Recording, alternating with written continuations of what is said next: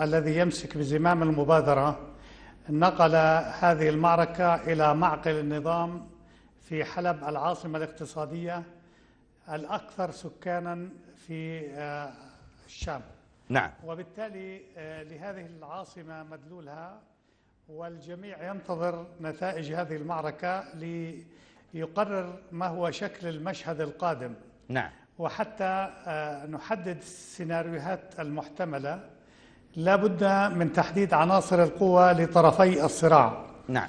أولا الجيش الحر الذي أخذ بزمام المبادرة واستولى على معظم أحياء حلب وسيطر عليها، مما دفع النظام لكي يجلب قواته من مختلف المناطق الشمالية في محاولة لتطويق الجيش الحر، مستخدما كل صنوف الأسلحة من جو وأرض. نعم. الآن العناصر القوة بيد الجيش الحر، أولا أنه يملك زمام المبادرة. نعم. ثانيا ارتفاع الروح المعنوية في الجانب الجيش الحر، بمقابلها هبوط الروح المعنوية لدى الجند الذين يهربون. نعم. أو الذين لا يخشون النزول من دباباتهم، لأن معركة المدن تحتاج إلى من يترجل، وبالتالي هؤلاء يمرون بدبابات محمية بالدرع. وبات الجيش الحر كما نعلم يمتلك الآن أسلحة مضادة للدبابات، وقد دمر العديد من دبابات النظام ومصفحاته وآلياته. وهنالك معلومات على أن الجيش الحر بات يمتلك الآن صواريخ مضادة تطلق على طائرات الهليكوبتر التي تقصف الثوار في المدن. نعم. آخذين بالاعتبار أيضا أن حرب العصابات تشن ضد خطوط مواصلات الجيش السوري، أي تنصب الكمائن، مما يجعل هذا الجيش في حالة من الروح المعنوية السيئة، ويحاول نشر قوات لحماية الطرق وخطوط المواصلات. طيب يعني دكتور، برأيك هل وصل الرعب لجيش النظام إلى هذه الحالة أو إلى هذا الحد؟ الدليل على ذلك مما يؤشر على ذلك أن كثير من الأفراد يلقون بأسلحتهم ويرتدون الزي المدني ويلقون بأسلحتهم، بالإضافة إلى حركة الانشقاقات الواسعة في صفوف الجيش السوري. نعم. وأيضا هبوط الروح المعنوية، أن هذا الجندي لا يقاتل عن مبدأ. نعم. ولا بد من أن يتحرك فيه وازع الضمير، وهو يقتل المدنيين ويرى القرى والمدن وهي تدمر على رؤوس أهلها. نعم. فأعتقد أن النظام لا يملك إلا مجموعة من المرتزقة الذين فقدوا الحس والكرامة. طيب دكتور، يعني كانت النداءات لتحويل المعركة إلى حلب للتخفيف عن أهل العاصمة في دمشق، برأيك استراتيجيا هل هذه الخطة كانت صائبة؟ هي ليست للتخفيف عن دمشق، هي المعركة تنقل الآن. كانت المعركة تتم في الأرياف في السابق، وكان النظام يفتخر أن دمشق وحلب بمنأى. فلما ضرب النظام في دمشق ويضرب الآن في حلب، فقد اهتزت أركان النظام، خصوصا بعد ضرب المقر الأمني أيضا. فلذلك بات النظام يتخبط الآن. نعم. تارة يرسل قواته في هذا الاتجاه وتارة في الاتجاه الآخر. نعم. ولكن النظام اعتقد أن معركة حلب هي المعركة الرئيسية. نعم. ومدعيا أنه قد قام بطرد الثوار من دمشق، وهذه ليست صحيحة. طيب يعني حرب العصابات لا تتطلب البقاء في مكان واحد. نعم. فحرب العصابات هي رمال متحركة تتحرك من هنا إلى هناك. نعم. وبالتالي فإن الانسحاب من هذا المكان إلى ذاك المكان لا يعني الهزيمة. والحرب الحديثة تقوم ليس على احتلال الموقع، وإنما على تدمير قوة الخصم. وتبقى المعركة في النهاية هي صراع إرادات، من يملك المعنوية الأكثر هو الذي سينتصر. نعم. طيب دكتور، ابقى معنا، سنتحدث عسكريا على الأرض في حلب، حيث ينضم معي عبر الهاتف الآن العقيد عبد الجبار. أكيد سيادة العقيد أهلا بك. أكثر من أسبوع المعارك من جيش وأمن النظام في شوارع حلب. الآن بعد بدء حملة النظام التدميرية على المدينة، ما هي مقومات الصمود؟ السلام عليكم ورحمة الله. عليكم السلام. تحياتي لك ولمشاهدينك الأعزاء ولحضورك الأعزاء. أهلا سيدي. أخي العزيز، كما تحدث الأستاذ، الإرادة أهم شيء. نحن نملك الإرادة، نملك التصميم. ثقتنا بالله كبيرة، ثقتنا بأن النصر قادم. نحن أصحاب حق. إيماننا بعدالة قضيتنا هو أساس قوتنا. نعم. نعم. طيب ما هو عدد جيش النظام؟ أيضا واعتمادنا الأكبر هو على انهزام هذا النظام، انهيار معنوياته، انهيار معنويات عناصره وجنوده. نظام متهاوي منهار. عندما تشاهد هؤلاء الجنود والضباط الذين لا يجرؤون أن يخرجوا من فوهات الدبابات، ينامون في الدبابات. نعم. فمتأكدون بأن النصر إن شاء الله حليفنا. طيب سيادة العقيد، ما هو عدد جيش النظام في حملته على حلب بحسب معلوماتك؟ ليس لدي إحصائية دقيقة، ولكن جيش كبير استجر أو استخدم قوات كبيرة باتجاه حلب. نعم. لمحاولة استعادة الأحياء التي تمت السيطرة عليها من قبل أبطال الجيش السوري الحر. نعم. حسب النظام الإعلامي يقول بأنه استطاع أن يحرر عدد من المناطق والمدن التي سيطر عليها الجيش الحر. هل تؤكد أو تنفي هذا الخبر؟ لم أفهم السؤال إذا سمحت. سيدي، إعلام النظام يقول بأن جيش النظام قام بالسيطرة على بعض الأحياء التي كانت مسيطر عليها من قبل الجيش الحر. هل لك أن تؤكد أو تنفي هذا الخبر؟ العالم أجمع يعلم بأن هذا النظام وإعلام هذا النظام هو إعلام كاذب خادع. نعم. لم يستطع التقدم متر واحد إلى الأحياء التي سيطرنا عليها بإذن الله. ابقى معي أيضا كبيرة هذا اليوم. هذا اليوم. نعم. منذ الصباح بعد قصف عنيف بالطيران والهاون والدبابات، حاول التقدم أو اجتياح حي صلاح الدين، تكبد خسائر كبيرة وتراجع منهزما.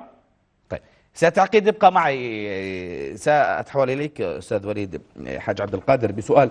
برأيك ماذا يمكن للنظام أن يفعل في مدينة بأهمية حلب؟ بالمناسبة حلب يعني تعتبر هي نموذج لسوريا الصغرى.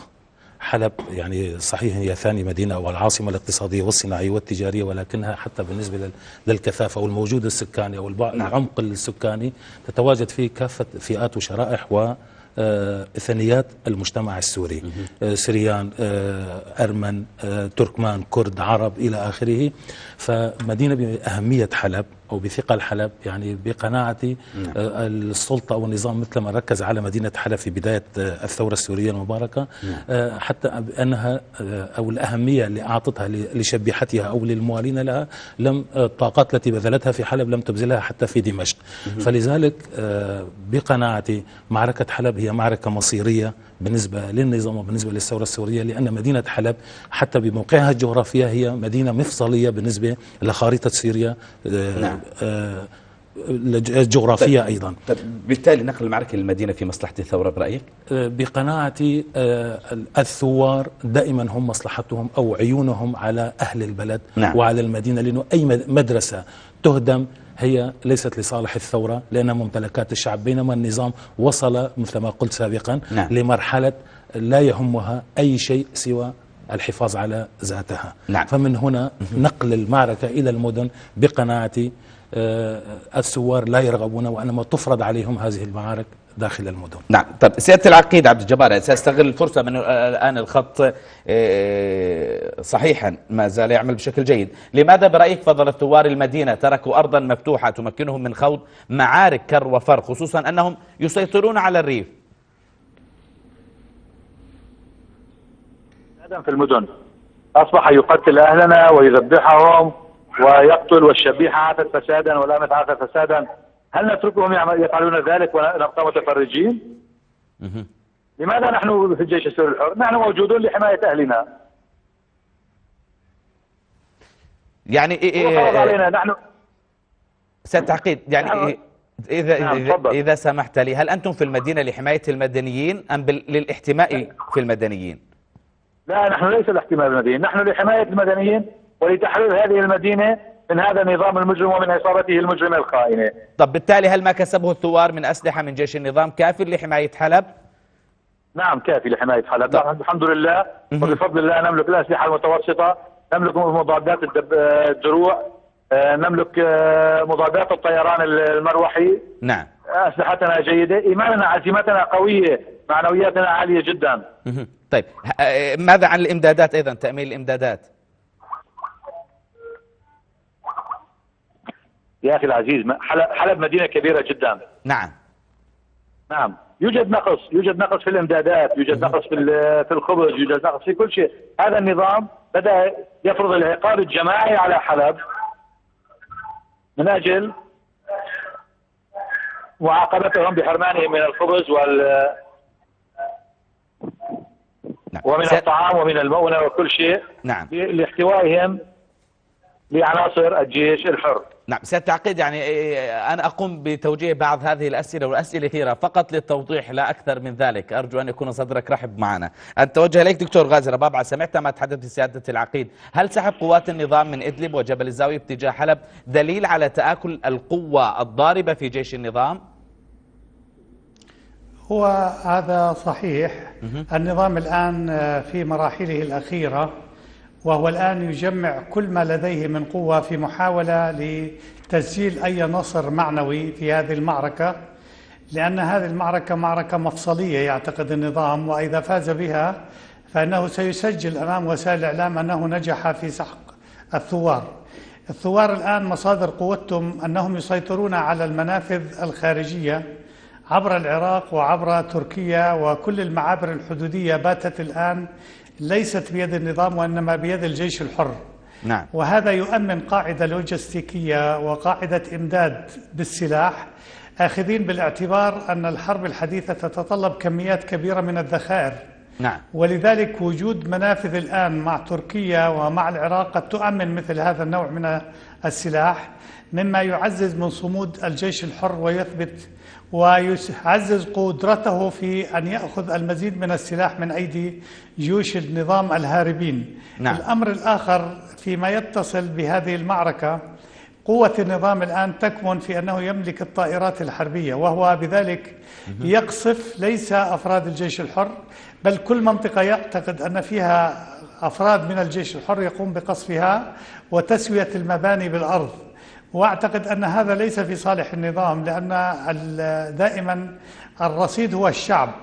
حينما يقوم أفراد الجيش الحر بتأمين المخابز لضمان وصول الطعام إلى الناس في بيوتهم، يقوم شبيحة النظام وقناصته باستهداف أولئك الذين يذهبون من أجل رغيف الخبز. ومن هنا الذي يكسب ثقة الشعب الآن هو الجيش الحر، والنظام في آخر مراحله، وبالتالي فهو جيش منهزم. لو اعتقد كثير من أفراد هذا الجيش أنهم يأمنون إذا انشقوا، نعم. لا توسعت دائرة الانشقاق أكثر، ولكن هذا النظام لا يزال يسلط عصاباته من الخلف لكي تضرب كل من ينشق أو كل من يحاول الهرب. وقد شهد الأسبوع الماضي انشقاق أعداد كبيرة من أفراد صحيح. هذا الجيش، ومنهم من ذوي الرتب العالية. ويضاف إلى ذلك أيضا الانشقاقات في السلك الدبلوماسي في كثير من دول العالم، وهذه مؤشرات على أن النظام بدأ يتهاوى سياسيا وعسكريا. نعم. ومعركة النصر دائما هي في صالح حرب العصابات في مسألة مثل حرب الشوارع والمدن. في حرب المدن الدبابات ليس لها قوة قتالية. قبل قليل طرحت على أخي العسكري من الجيش الحر، نعم. لماذا انسحبوا من السهول والمناطق المكشوفة؟ نعم. هذه تصلح لحرب دروع ومصفحات، لا تصلح لحرب عصابات. وبالتالي المدن هي الحاضنة والحامية لأفراد المقاومة، وأفراد المقاومة لا يستطيعون أن يعيشوا وهم كالسمك. السمك إذا خرج من الماء فإنه يفقد الحياة. نعم. وكذلك المقاومة إذا خرجت من بحر محبة الشعب فإنها تفقد الحياة. ولذلك التصاق هؤلاء الرجال، رجال الجيش الحر، بأهل المدن وحمايتهم إنما يعزز هذا التلاحم في وقت تتناقص فيه قدرات الجيش النظامي. نعم. ويتقلص عدده، وتسهم هذه الضربات في زلزلة الروح المعنوية لقيادته وأفراده. نعم. وهنالك ثمة شرخ الآن في القيادات، مجرد أن ينشق عدد من الجنود من وحدة عسكرية فإن هذا يخلق الإشاعات والبلبلة. وأعتقد أن النظام الآن يحتمي في معسكراته ويحاول الآن دخول حلب ليخرج من هذه القوقعة. نعم. ولكن أعتقد أن المعركة ليست في صالح الجيش النظامي في نهاية المطاف. طيب أستاذ وليد، هل انسحاب قوات النظام من إدلب جبل الزاوية يسمح للثوار بالتحرك للتخفيف عن حلب؟ بالضبط، يعني أي منطقة ينسحب منها الجيش النظامي يخلق مساحة واسعة للثوار في تلك المنطقة لمؤازرة مثلا المناطق التي تشتد فيها المعارك أو تشتد فيها. ثبت بالدليل القاطع مثلا أن انسحاب قواتها كمثال مثلا بمحافظة بعض المواقع من محافظة الحسكة أو المعابر الحدودية سواء في المناطق الكردية، وبالتالي أيضا حتى بمحافظة إدلب أو جبل الزاوية إلى آخره، بالإضافة إلى خلقها مثلا مساحة لوجستية يمكن للثوار فيها أن يناوروا أو يوجدوا معابر أو معابر سواء كخطوط إمداد للسلاح أو إلى آخره. فهذه بالتأكيد يعني بالمحصلة تدل على مدى بعثرة قوة النظام من جهة، ومن ثم محاولتها بشتى الوسائل مركزتها في مناطق رئيسية أو محاولتها الحفاظ على مثلا سواء كان منطقة الساحل أو مدينة حلب ودمشق. نعم. أستاذ وليد سأخذ فاصل قصير، بعده نتواصل أيها الأفاضل، أرجو أن تبقوا معنا.